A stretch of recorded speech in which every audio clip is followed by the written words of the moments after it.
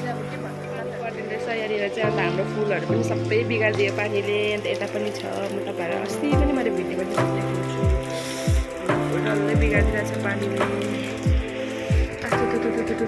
यस्तो पानी परिँदैछ यहाँनिर चाहिँ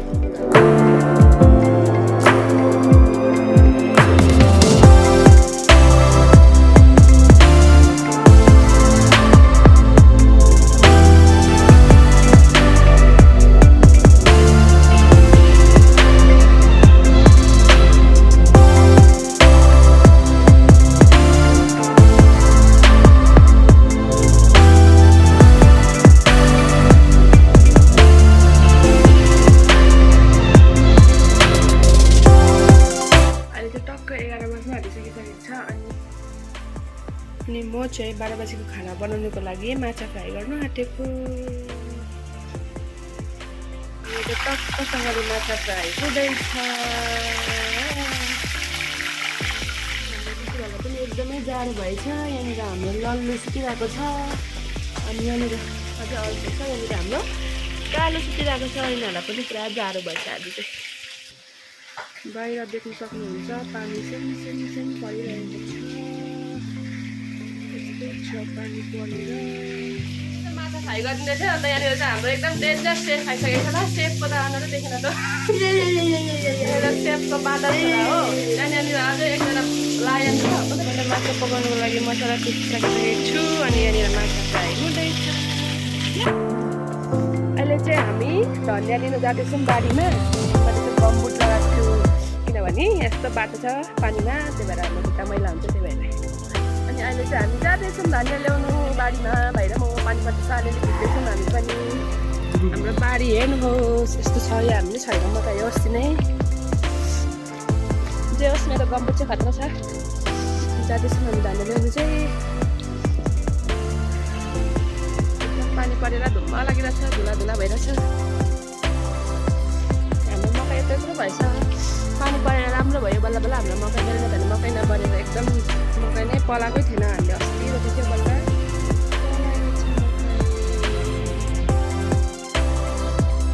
हाम्रो धनियाँ त्यहीँ छ बेसी टाढा जानु पर्दैन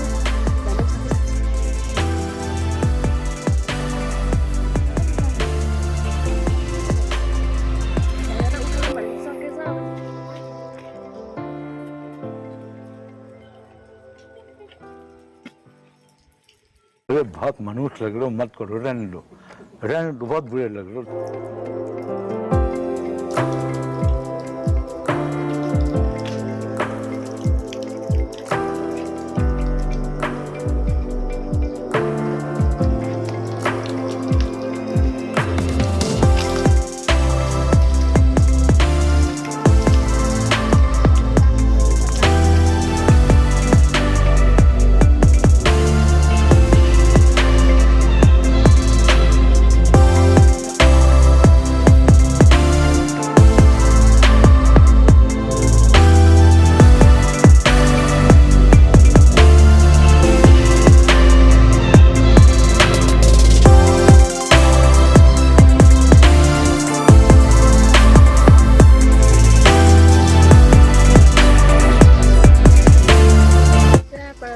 भाइ आउँदैछ मुरा बोकेर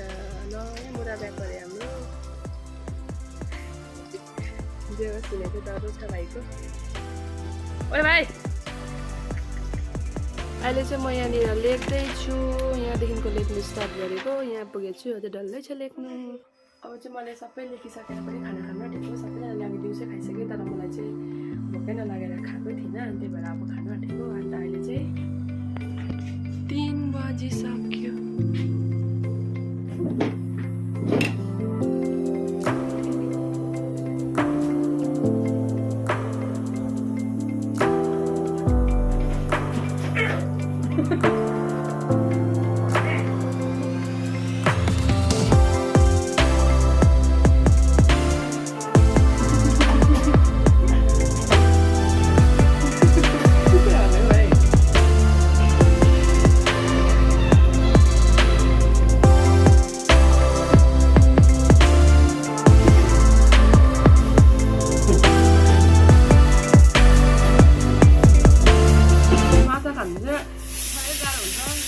नअर्किन्छ अर्को भन्छ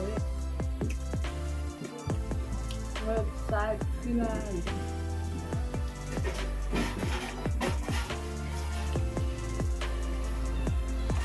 त्यही भएर माछा खानु चाहिँ एकदमै प्रिय छ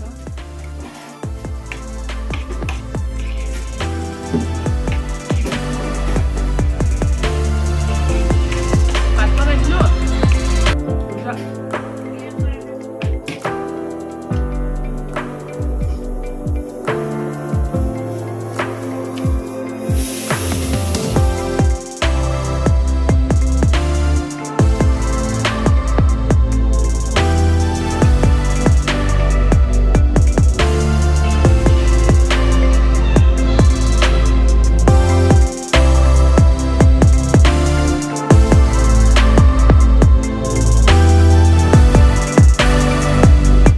आजको लागि चाहिँ यति नै नमरी बाचे दाइबाले साथ चाहिँ नेक्स्ट भ्लगमा भेटौँला बाई बाई